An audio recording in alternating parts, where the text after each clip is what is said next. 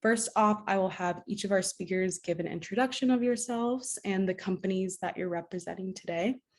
Let us know, A, what types of funding you have experience with, and B, what types of founders should be reaching out to you. So we can go ahead to you first, Joanna. Hi, everyone. I'm Joanna. So nice to be here and meet you all. I'm an early stage investor with Emerson Collective, which is the family office of Laurene Powell Jobs. And really at a high level, we look to invest in mission-driven founders who are really excited about tackling systems level challenges. We invest across a variety of disciplines. So this includes everything from financial inclusion and climate tech to healthcare and workforce development. And typically look to work really closely with our founders as they scale from 0 to 1. Really, we, I think similar to Grid 110, we focus a lot on founders from underrepresented backgrounds, so women, people of color, immigrant founders, and really seek to serve as the impact people on the cap table. So really helping you think about hiring equitably from day one. What does it mean to construct a diverse and equitable cap table? How do you think about just making impact front and center to everything that you do? And yeah.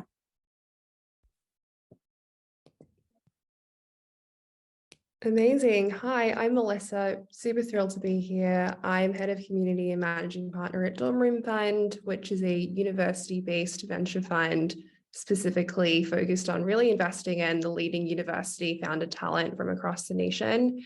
Similar to Emerson Collective, we're also really big on diversity and inclusion and just making sure that we're meeting student founders wherever that talent exists, regardless of geographic region, regardless of degree type or degree level.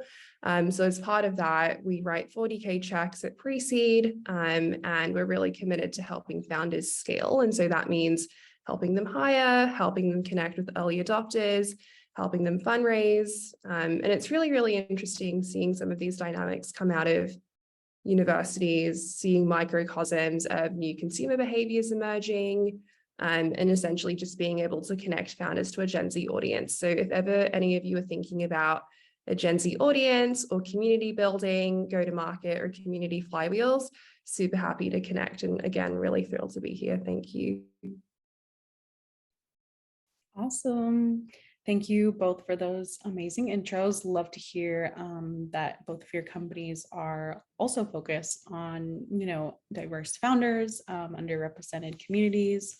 That is definitely a core to Grid 110's mission. So I feel like we all really align on that. And then I also wanted to mention real quick to everyone joining us today, feel free to write any questions, comments, anything that comes up in the chat below. We do have Clarissa monitoring the chat for us. Even if you want to share like resources, share about yourself and your business, anything you'd like to plug, we'll keep an eye on that. So chat is definitely open to you. All right. So kicking it off with the first question for our speakers, kind of starting, groundwork, ground level. We had a lot of founders wondering, where can they start to find funding when they're in the beginning development stages of starting their business? So, perhaps they've just kind of started to build traction. Maybe they're beta testing,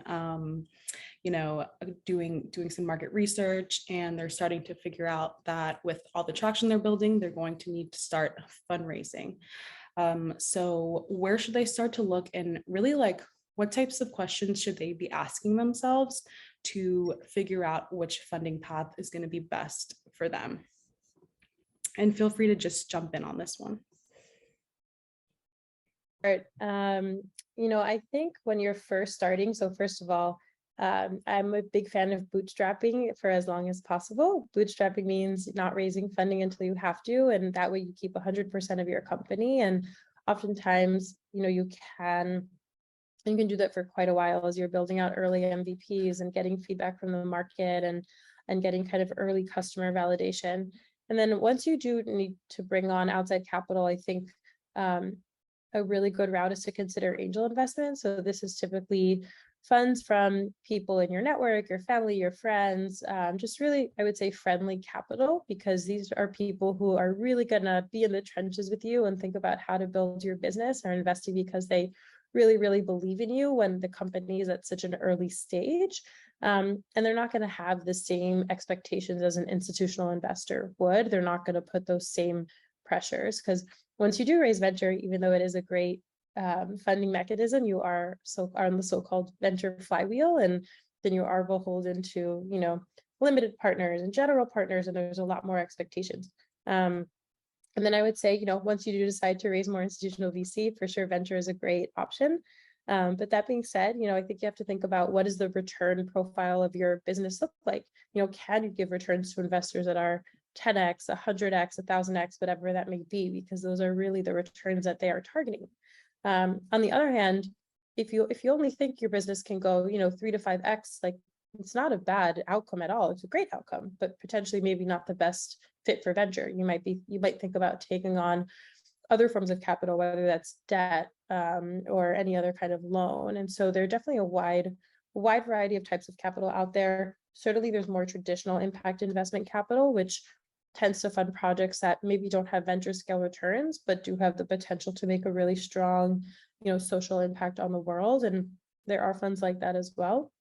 And so I think that, you know, there is a broad range of funding pathways out there. It's just really important to think about what are your goals, what do you want to accomplish, and who are the kinds of people you want to work with. But above and beyond, I would also say, like, the people that you bring to your cap table are hugely important. And I always advise founders to really think about who are the people you want to work with that can add a ton of value to your business, that are really going to stay in the trenches with you and serve as strategic partners.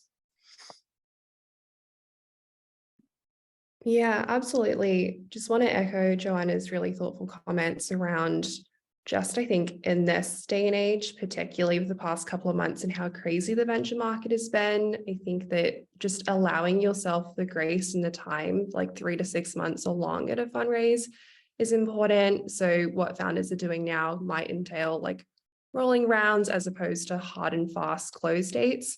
So just budgeting for a little bit of flexibility and your timeline for fundraising is important.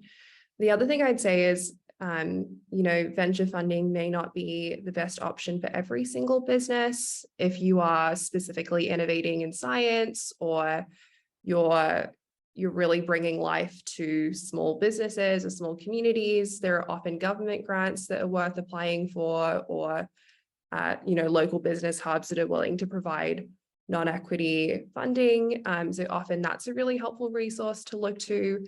And then when you do begin the investor search, I absolutely agree with Joanna. I think that finding a values-aligned investor is really important. So even before you begin to compile your list of dream investors or target investors, really getting clear on what type of investor you want to work with is super important. You know, do you want to work with an investor who has a lot of oversight over what you're building? You know, what kind of collaboration style are you looking for in a partner? Is it really important that they have a specific diversity focus in their portfolio? What kinds of industries or skills can they bring to the table? What value add do they have? So just setting yourself that time to get clear on what that means for you and your team is really important before you embark on the search. And then another helpful approach, you know, in actually compiling the list is figuring out, what companies do I really admire? You know, maybe so-and-so company has scaled in a similar way that I hope to scale. Maybe they've got a similar business model or a similar philosophy around product. What kinds of investors have invested in that company? Can I reach out to those investors? Or going on Crunchbase and doing a bit of a reverse search, you know, starting with a company in mind, figuring out who that company has been funded by.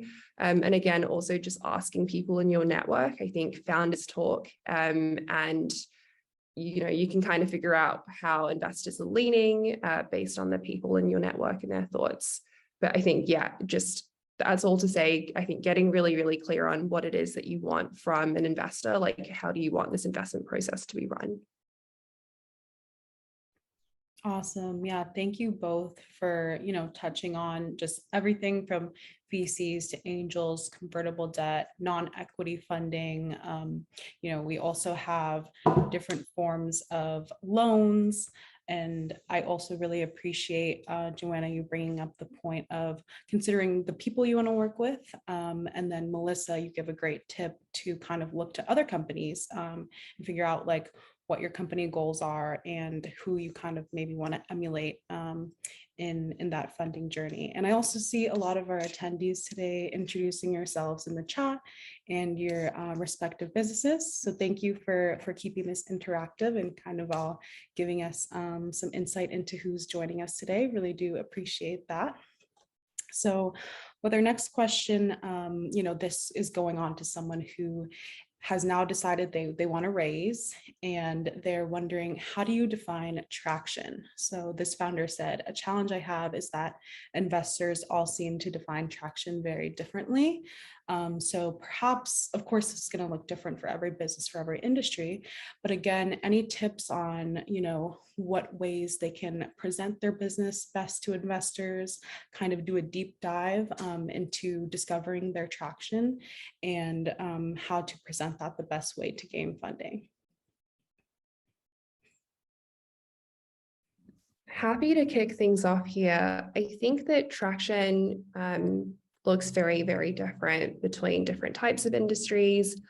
I will say that traction doesn't necessarily mean needing to demonstrate profit, especially at the early stage. There are some examples of companies in the consumer space, for example, consumer social space, for example, that have huge user bases but monetize relatively late in their company building process. So it really does depend. I'm generally thinking about metrics that tell me that there's product market fit, or that there's potentially brand longevity and brand virality, or even earlier than that, that there's evidence of a problem solution fit. So for instance, you as a founder have done X number of conversations on the ground as part of customer discovery, and these are the 3 top insights that you've taken away. And that just shows me that you've really done your research on trying to understand your customer profile and your core value proposition. I mean, for consumer social, I would be looking for top level metrics like daily active users, monthly active users, signups, month over month growth, sort of average time logged on the app. For subscriptions, I would be looking at things like churn rate. For retail, you might be looking at things like pre-order numbers or landing page signups, or social channels and email subscriber growth. And B2B, for example, could look like letters of intent or numbers of active conversations in every step of the sales pipeline. So it does really depend across industry, and something that might be really helpful is just finding an accountability buddy or someone who knows the space well and just asking them what kind of metrics that they're looking for. The last thing I'd say here is that also the ability to bring on advisors can be quite impressive and can be quite strong on the signaling side of things. So for example, if you're building in the healthcare space, like women's health, and you've brought on a really well-known thought leader or OBGYN in this space, that's an indicator that, you've got the science down pat, or you've really been thoughtful about your approach to the space. And then the last thing I would say around the difference between how I think about traction at pre-seed and seed is that at pre-seed, it seems to me to be a lot more focused on problem solution fit. So have you identified a problem that is indeed a problem? And does your solution seem like it could be a viable solution to that problem? Whereas at seed stage, it's much more product market fit. So you have a product, is it going to stick in the market? Is there customer demand? So it's a little bit of a different framework in thinking about those 2 different stages. But let me know if you have any questions on this.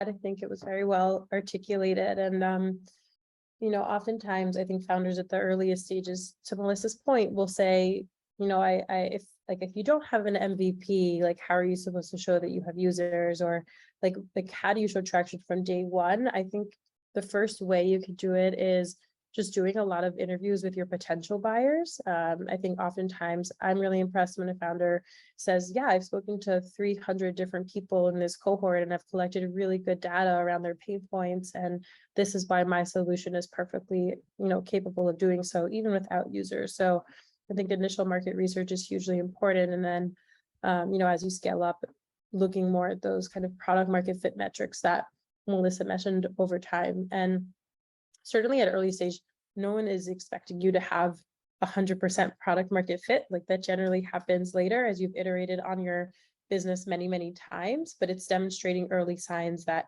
hey, you're on your way and you have a pretty good idea and you are getting some early validation from your customers, whether that's in the form of engagement or revenue or anything else. And by taking on this additional capital, you'll really be able to add fuel to the fire and continue to get more users on board.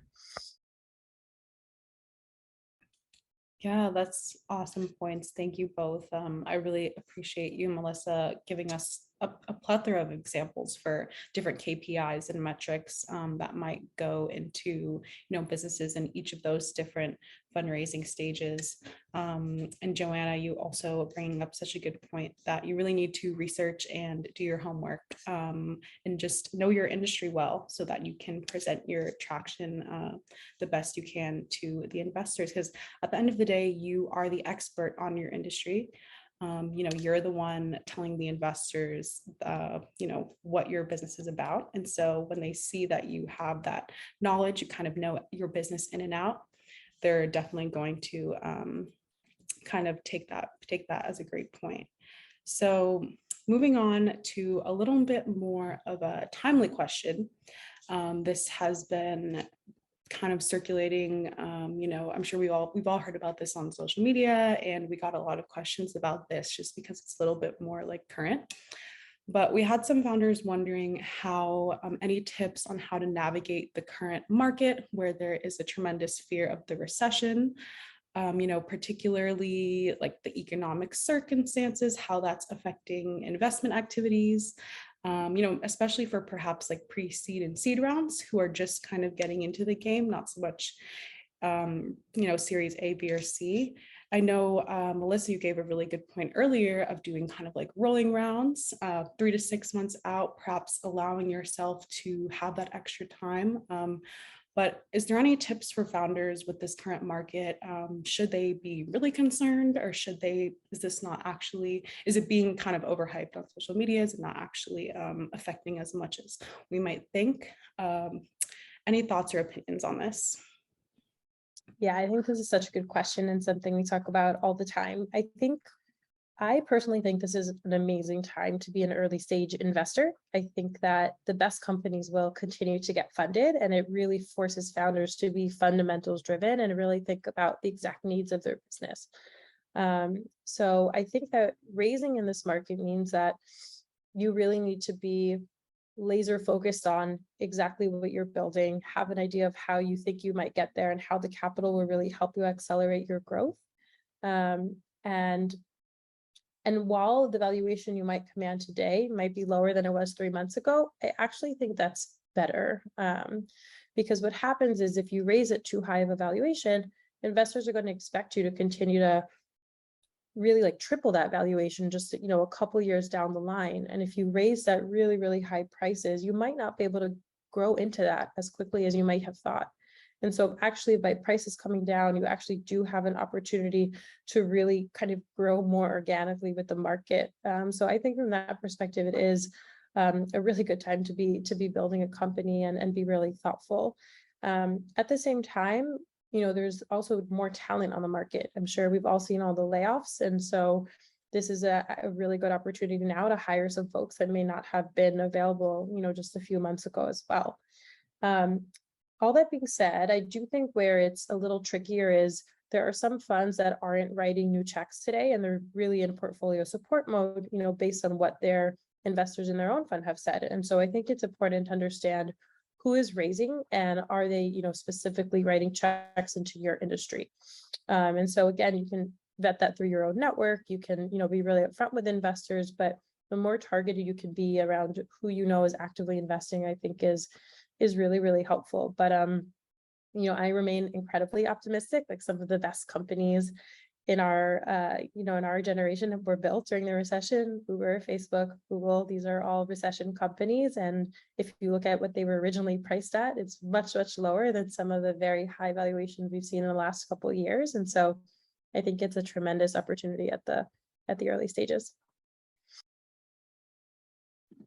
Absolutely. I think I would echo Joanna's comments about how this is a really unique time period, but also a brand new opportunity for founders in terms of hiring, in terms of fundraising timelines and valuations. Things are still very much the same today as they were 3 months ago in terms of like best principles around fundraising. So again, just like really emphasizing why your product is a need to have, like a must have rather than nice to have. Differentiation, competitive advantage, I think is really important. And then being really data driven. So showing evidence that your product is sort of mission critical. I think that with consumer habits kind of changing now in this inflationary economy, I think people are a lot more cautious about buying into subscription products, for example. But if you can show, as you would have shown 3 months ago or 6 months ago, that your product is a must-have, I think it really drives home the point that, you know, your company is really, really important. All that to say, best practices now are quite similar to best practices in the past. It's just even more so now, really like hunkering down on how can I position my company as something that's really differentiated, something that's exploiting market tailwinds, and something that's a really important need to have rather than a nice to have. Yes, 100%. I feel like both of your answers are really, really helpful to kind of putting what's going on right now into perspective for everyone. And I do want to be mindful of time as we're coming up on the halfway point. So I'm going to go ahead and ask one more kind of more general question, and then we'll kick it to the breakout room so that everyone can get more personal time with the two of you and ask any other questions that they might have specific to their business or their who they are as a founder. So for a last question, you know, we've mentioned so many different types of funding today. And so any like tools or resources that the two of you could provide for finding funding opportunities out there, perhaps like someone wants to go the angel route, but they don't know how to like connect with angel investors, or someone wants to go the grants route, but they don't know like where to find grant opportunities. Really any tools, websites, anything, strategies that the two of you could share for our founders today on that.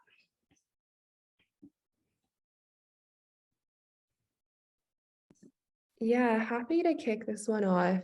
There are a bunch of really great free resources out on the internet like Signal or Crunchbase, where you can look up investors by sector focus, by stage focus, regional focus. So again, just getting really clear on what kinds of criteria you want to set around the search to start with is helpful, so that you can then filter the types of investors that make sense. So essentially you're saving yourself time. You're making sure that you're only really investing time into conversations that might yield in something meaningful. And so that's the first tip. I think the second tip I'd give is when you're looking to connect with angel investors, regional angel groups are often a really great way to go about this, or angel syndicates that are formed around specific industries or themes. It's often a lot harder to cold email serial angel investors who might receive 1,000 emails via like in their inbox every other week. And so make sure that you're again really targeting your search. But if you are cold emailing, I think there are also just certain ways to cold email an investor such that it stands out. So things like addressing the uniqueness of your background and why you're uniquely positioned to build what you're building. If you've got really impressive traction, highlighting that up front so that investors are hooked, or what your unique advantage is, and then be sure to send a deck beforehand or other teaser material going into conversations so that your investors have context, they know that it's a good fit beforehand. But I think it's all to say, I think just being focused and then spending time refining your investor list. Yeah, I totally agree with that. I think in addition to that, there are a few resources. So like AngelList is really popular for different founders to get connected to angels. On Deck is a newer community that's kind of like a Y Combinator, but they do provide both just like counseling in addition to monetary help for founders building across a variety of different sectors. You could also certainly apply to different accelerators, whether that's Techstars or Y Combinator. Like those are great ways to get some initial funding or to meet investors. And so there are lots of different avenues. And I think, as Melissa said, it really is just about how you point yourself as the person that's uniquely suited to solve this problem, and why certain investors would be great partners on your journey. I would also say that you don't be afraid to cold outbound people. I would say it's been a tool that I've used in my career many, many times. And if you're a founder, let's say in the fashion industry, like maybe there's no harm in outbounding the founder of Rent the Runway. Like the least they can do is not respond, but the upside is limitless. So I think if you craft a really thoughtful email, even if it's cold, can be compelling. And I certainly know founders who've raised that way.